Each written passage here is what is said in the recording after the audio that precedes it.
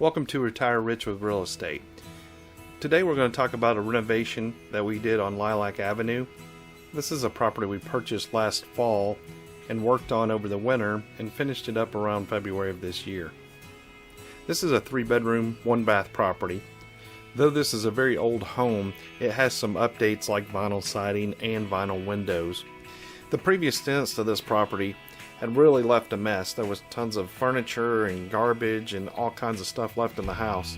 But one of the first things we noticed was that the stairs going up to the porch were in really bad disrepair. The boards were loose and broken and the whole thing was shaky. We just had to replace that first because we needed good access to get in and out so we could get the furniture and all that stuff hauled out of there without somebody getting hurt. We decided to redesign the stairs, taking the turnout and making them go straight off the porch and made them wider. After we completed those repairs, we started the massive clean out. We ended up hauling off about 3 dumpsters full of garbage from this house. Once the garbage was out of the way, we could kind of see what needed to be repaired and go from there. This property had an extra lot attached to it. That would seem like a bonus, but they hadn't been taking care of things. There was a tree that had fallen on the property, limbs, underbrush, overgrown grass. It was a mess, so we had to do a lot of trimming and cleaning to make it look decent. As I walked around the outside of the house, I noticed the spigot was broken and the ceiling fan on the porch was sagging. We didn't really know a lot about the inside because we were unable to see the inside before we purchased it. We bought it from a wholesaler and there was a tenant in place, and the previous owner did not want the tenant to know that the property was selling until the last minute. As we walked through the front door, we entered the living room. The pile in the living room floor is parquet flooring. There was a parquet area in the entryway, and the rest of the living room was carpet. The carpet and the flooring in this house was disgusting. We had to rip it all out and get rid of it. Once we ripped up the existing flooring, we found a few things underneath. We found a little tile area where it looked like there had been a fireplace at one time, and then near the front door there was some wood rot. There was also a hole in the living room ceiling. Off to the right of the living room is a front bedroom.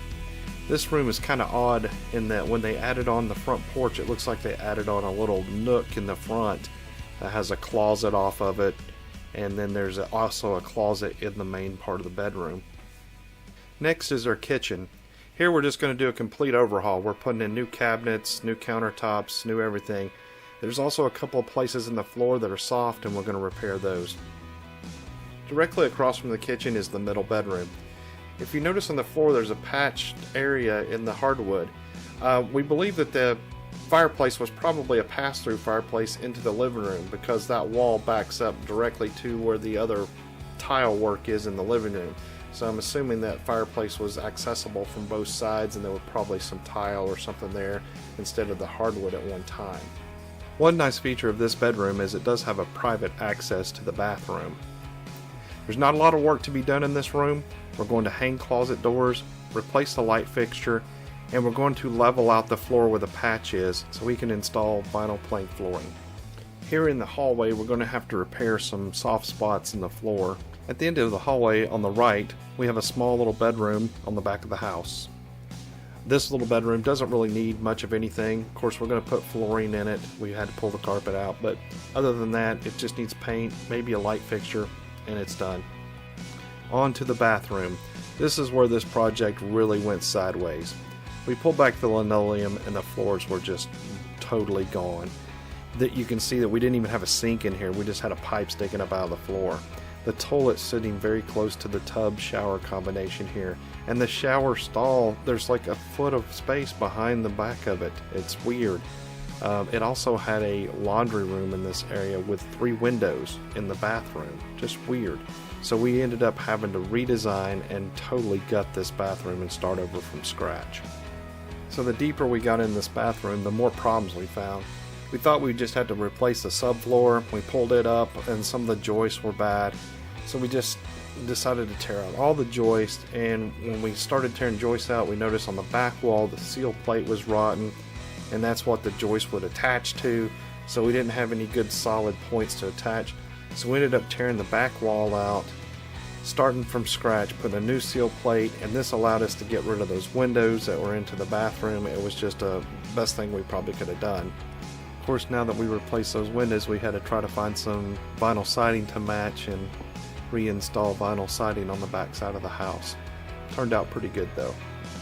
Unfortunately, the bathroom was not the only place where we had some hidden problems. In the front bedroom, we had a stain on the ceiling, as you can see here, and we opened the wall up a little bit to see what was going on, and we had a lot of water damage. This was also just on the opposite side of the living room where we had the dry rotted floor. So what we found is that we have a water leak coming in from the roof, and as you can see here in this picture, that's daylight you're seeing through the roof. So there was actually a hole there, and it was all coming inside the wall and rotting out the wood inside the wall. This old wall is plaster and lath, and we had to tear off the little slats on there to get down to the studs. Now the studs had a little bit of surface rot on them. They weren't too bad, so we just sistered up a couple of good studs to it to give it a little more support. And then you can see it makes a huge mess tearing off these little slats. Once we realized we had a large hole in the roof, we needed to get that repaired before we could continue inside. So we called a roofing company. We had a new 3-dimensional roof put on. It cost us about $4,000, which kind of blew our budget out of the water, but it had to be done. After our new roof was completed, we were able to come back inside and start putting studs, drywall, and mudding, taping, sanding, and getting the walls prepared to paint in the front bedroom. We noticed on the covered front porch that the ceiling was sagging, and you can see here that the wood up underneath the vinyl siding there is rotten, and as we got into it, we tore it down. We could see that there was a lot of rotten wood in there, and there's their little pieces of the wood that just crumbled when we pulled it down. You can see on the decking there. We got this down. You can see the holes that have been patched when the roofing company came through and put the new roof on, and you can see where they kind of patched up some spots. We ended up tearing all the bracing down and putting back up new 2x4 bracing to reinforce and strengthen the integrity of the roof portion of the covered porch. From here you can see the bracing going in, and there's a close-up view of the bracing. We also redid the electrical going to the porch light, and then we started putting vinyl siding back in, and here's what it looks like when it was completed. Looks much better now. Back inside, we're in the kitchen. We're beginning to remove the cabinets, and there's some water damage in the floor underneath where the kitchen sink was, which required us replacing a piece of subflooring. We also ran new plumbing for the kitchen sink while we had the floor out. Here's a place in the hallway where we replaced the subfloor and the supports underneath it. Here's the living room where we've removed the tile and we've leveled that up with the hardwood, and here's the bedroom where we did the same. We patched it back in and got it more level to the surrounding hardwood floor. If you look through the house now, you can kind of see that we're getting kind of junked up with garbage and countertops, and you can see wood and stuff piled out on the back porch and stuff out of the bathroom. So we had to go ahead and order another big dumpster to haul all this stuff out of here. Back in the bathroom, we started putting back our floor joist, and we're getting it back together, but we're also running new PEX plumbing. That's what the red and blue lines are. That's the hot and cold water lines that we're running. So it's got all new plumbing throughout the house. We're also putting a shutoff inside the laundry room area. That's a shutoff valve there. These old houses, you have to shut them off at the street because they didn't have internal shutoffs inside the houses.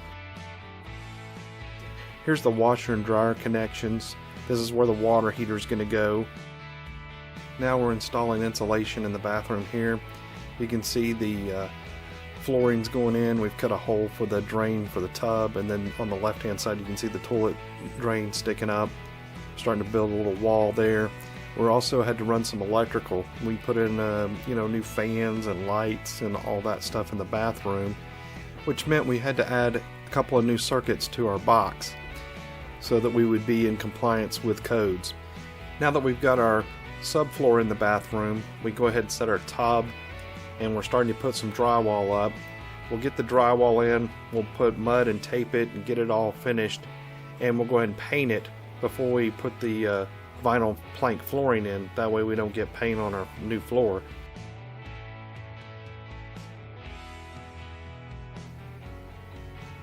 We've got our walls going in here, and now you can see we've got them painted. And there's our connections there for the water heater and the washer and dryer. We install our vinyl plank flooring before we set the toilet and install our new vanity. We're using a vinyl surround kit for the tub, and we've got it glued up with liquid nails, and it's being held in place with some tape until it cures. Now we've installed the countertop, the faucet, a mirror, and of course the lights over the vanity. So it's really starting to look like a real bathroom now. We've got the water heater back in place. The back bedroom is painted and ready for the new vinyl plank flooring to be installed. And here it is after it's been installed. And we're installing it down the hallway and into the kitchen and into the living room. Now here's the cabinets. We bought these cabinets boxed up, and that made them a little easier to transport to the house, but we had to open them up and assemble them before we could install them. So individually they were all put together by us and put in one at a time. These are 4 samples for the countertop, and I laid them down here to see how they play off the floor. Now you can see we went with a brown kind of a faux granite look. We've got our sink installed, our faucet, our light fixture, our hood. Now we're only waiting for the appliances to finish up the kitchen. So back here in the bathroom, our tub surround is finally cured. We are replacing the door in between the bedroom and the bathroom. It needs to be painted. We've got it installed here. Just a few finishing touches like a shower curtain, a towel rod, toilet paper holder, things like that, and we're done with the bathroom. Let's look at the completed house, starting with the living room. This is the living room looking back towards the kitchen. This is the front bedroom. This is the closet on the left there for the front bedroom. And the same again here. And this is the nook and the closet off the nook in the front of the house. And that's the same picture with the closet closed. This is the kitchen. And this is the middle bedroom with the bathroom door open there. And here it is with it shut. You can see the 2 closets. This is the hallway looking towards the back door. This is the hallway looking towards the front of the house. This is the back bedroom. Another shot of the back bedroom. And here's the closet in the back bedroom. This is the bathroom, which is across the hall there. And this is another shot. And then here's the laundry area of the part of the bathroom. Here's the front. You can see we're painting the pickets on the front of the house. And here's the house completed from the road. We purchased this house for $22,000. The budget for renovations was $15,000, and our actual cost to renovate was $24,500. This means we went over budget about $9,500. So if we add our purchase price to our cost of repairs, we end up with a total of $46,500. We sold the house for $57,000, leaving us a profit of $10,500. If you would like to see a full 360 video of the interior of this house, you can click on the link in the upper right hand corner. I'll also provide a link in the description below. If you enjoyed this video, please press the like button, and if you want to see more, please subscribe to our YouTube channel. Thank you for watching.